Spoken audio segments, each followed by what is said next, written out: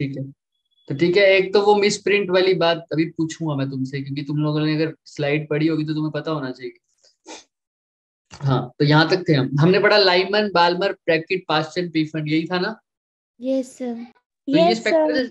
ये spectral series होती है, ये तो बता दी थी बोर ने, लेकिन उनकी इंटेंसिटी के बारे में नहीं बताया। किसी की इंटेंसिटी ज्यादा थी, किसी की इंटेंसिटी कम कम थी। थी। उसका रीजन नहीं रीजन। बताया। तो स्पेक्ट्रल लाइंस की इंटेंसिटी के बारे में, इंटेंसिटी ऑफ स्पेक्ट्रल लाइंस के बारे में बोहर ने नहीं बताया था। उन्होंने ये तो बताया था लाइमन बार्नर पास्चन, ये सब तो दिख रहा है, वो तो इन्होंने बता दिया था लाइमन बार्नर पास्चन बोहर के एटम में, ठीक है। लेकिन ये नहीं बताया कि इंटेंसिटीज कैसी, समझ में आ रहा है। और लाइमन बाल्मर पास्चन भी इन साइंटिस्टों ने बताया था, जो साइंटिस्ट थे लाइमन बाल्मर, समझ में आ रहा है। Yes sir. उन्होंने तो सिर्फ बोला था स्पेक्ट्रल लाइंस नहीं होती हैं, तो स्पेक्ट्रल लाइंस की इंटेंसिटी कैसे वेरी कर रही है उनके बारे में उन्होंने कुछ एक्सप्लेनेशन नहीं दी। पहला क्या था, इससे पहले वाला जो पढ़ा था, हाइड्रोजन लाइक एटम के लिए था सिर्फ, राइट। Yes sir. और तीसरा होता है बच्चे, ये जो जो। स्पेक्ट्रल लाइंस होती है ना, जो हमने दिखाया लाइन, जो भी जो हमारी यस सर। लाइट एमिट हुई जब इलेक्ट्रॉन नीचे से ऊपर से नीचे गया, तब ये जो हमारी स्पेक्ट्रल लाइन नॉर्मल बनती है, मान लो यहाँ से यहाँ ऐसे बनती है जो, ठीक है, ये जो लाइंस होती है ना, स्प्लिट हो जाती है। क्या हो जाती है? स्प्लिट। स्प्लिट हो जाती है, मतलब बिखर जाती है, टूट जाती है। और लाइंस मतलब थोड़ा कुछ, ये आगे टूट जाएंगी एक या दो में, है ना। तो ये स्प्लिटिंग हो जाती है कब?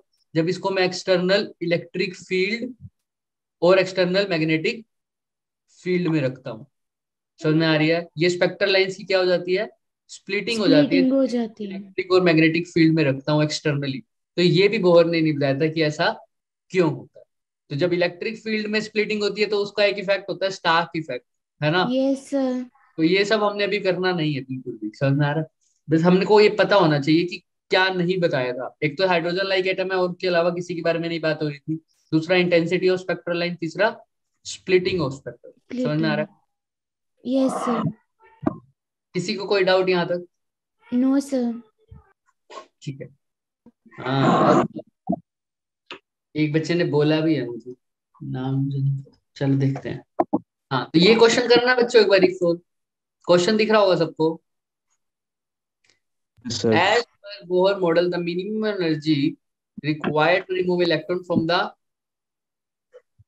ground state of a doubly ionized lithium atom, कैसे निकालोगे?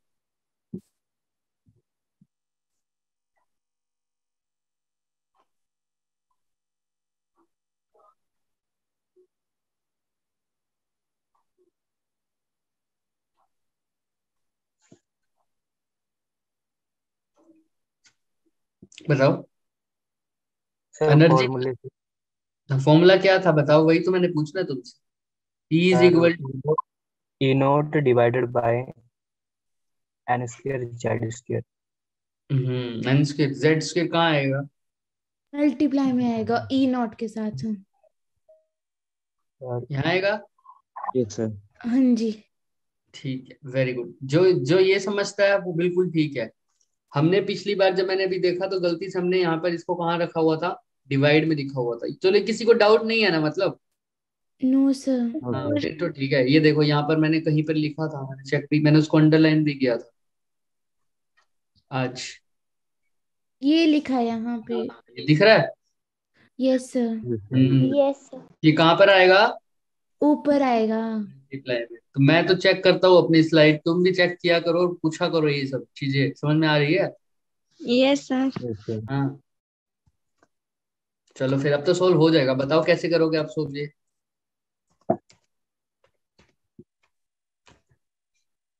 ई नोट की वैल्यू क्या थी?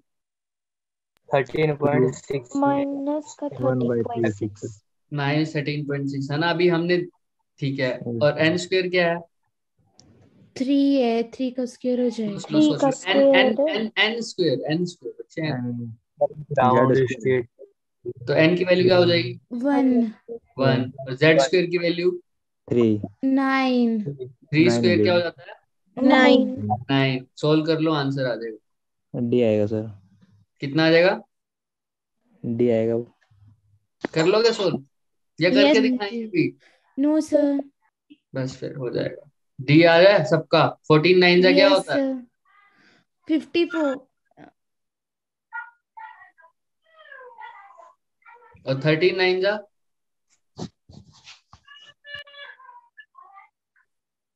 बोलो। 117 होता है 39। मल्टीप्लाई कर रहे थे तो हो जाएगा आप सबका। इनके बीच का आंसर आएगा। 13.6 से हाँ मल्टीप्लाई जी। समझ में नहीं आ रहा। 9 6 जा 54 होता है, वहीं से पता लग रहा है। चलो, जिसको इसमें डाउट है वो पूछो एक बारी। No sir. सबको क्लियर है? ओके। तो सबसे पहले बात करते हैं आइसोटोप्स की। न्यूक्लियस क्या होता है पहले तो मुझे बताओ। अब तो तुम्हें पता होगा न्यूक्लियस की डिस्कवरी किसने की थी?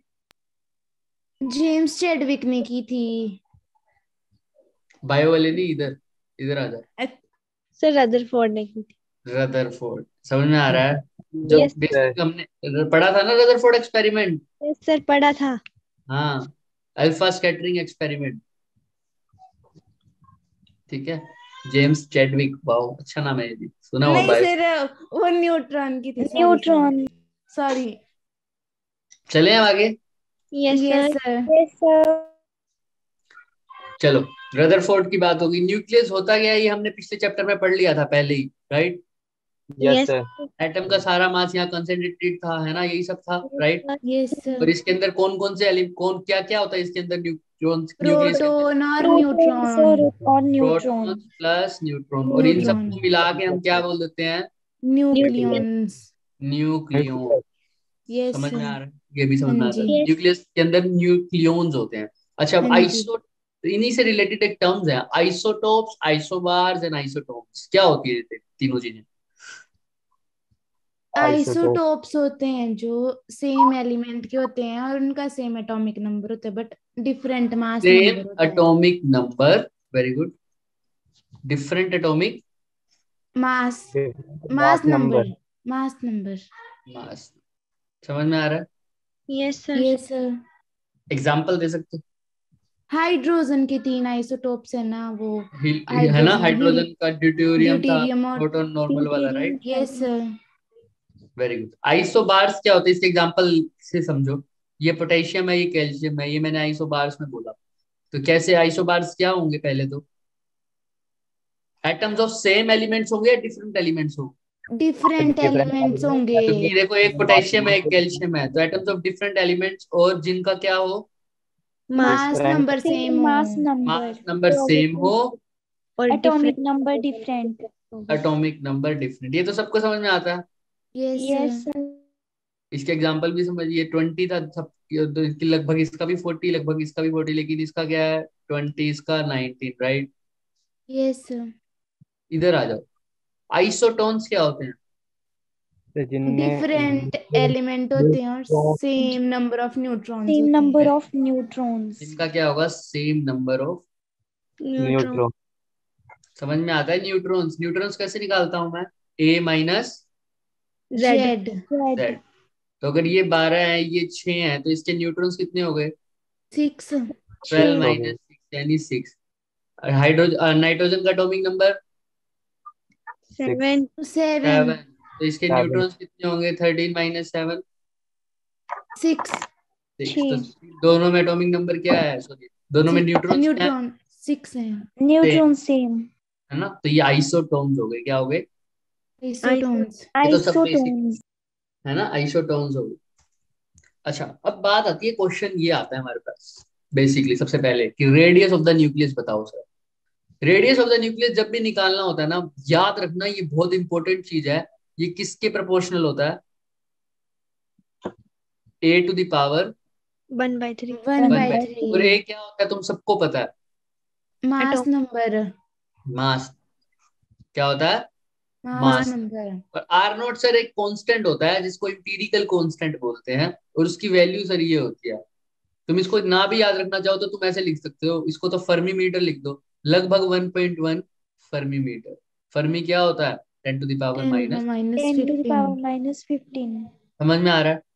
यस यस यस इसके सर। सर। क्वेश्चन ऐसे नहीं आएंगे, मैं बताऊंगा अभी कैसे आएंगे इसके क्वेश्चन। अब बात आती है कि रेडियस ऑफ द न्यूक्लियस तो समझ में आ गया तुम्हें। ठीक है, डायरेक्टली प्रोपोर्शनल किसके है? A 1/3। 3। 3 to the सबको power समझ में 1 आ by रहा 3। है ना? Sir density of the nucleus कैसे निकालेंगे? डेंसिटी क्या होती है sir? Mass by mass upon volume. Mass upon volume. Mass nucleus का सर, एक तो न्यूक्लियस में क्या है, किस किस का मास पता होना चाहिए? न्यूट्रॉन, प्रोटॉन प्लस प्रोटॉन और न्यूट्रॉन। न्यूट्रॉन का। न्यूट्रॉन का। तो मैं इनका एवरेज मास अगर लेके चल रहा हूँ पहले की तरफ, मान लो m लेके चल लिया, क्या चल लिया? एम। m। एम और कितने प्रोटॉन है कितने न्यूट्रॉन है ये कैसे बताऊंगा सर?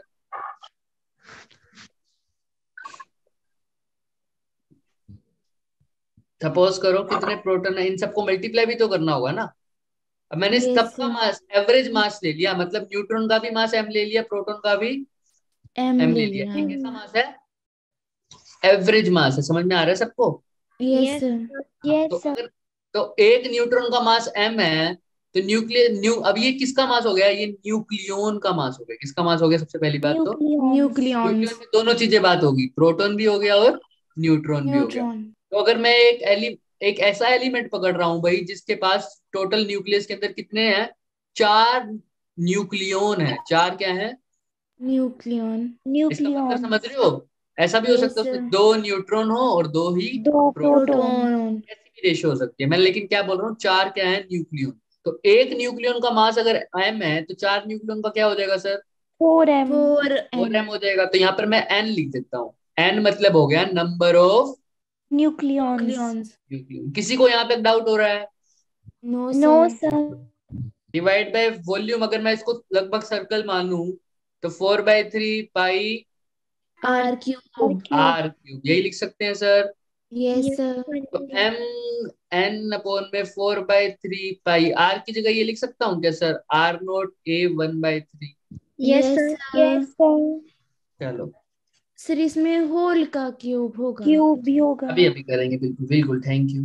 m, अब मैं n में सब्स्टिट्यूशन करूंगा, देखते रहना। 4/3 पाई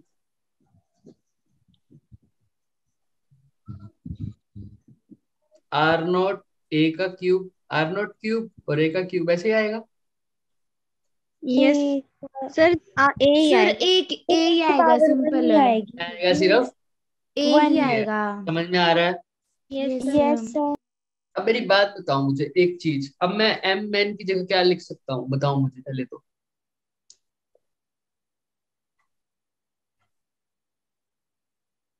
सोच के बोलना। एक तो व्हाट्सएप पे चैट मत, यहीं पे चैट करो भाई। नीट नीट में भी ऐसे ही बच्चे हैं जो व्हाट्सएप पे मैसेज भेजेंगे। यहाँ पर चैट का ऑप्शन है भाई।